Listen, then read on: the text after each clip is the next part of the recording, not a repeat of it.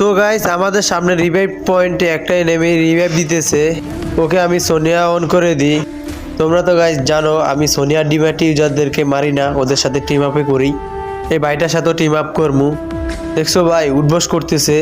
ভাই তোমার মারমু না ভাই, তুমি ভয় পাইও না, তোমারা চাইলে আমি প্রথমে মায়না দিতে পারতাম।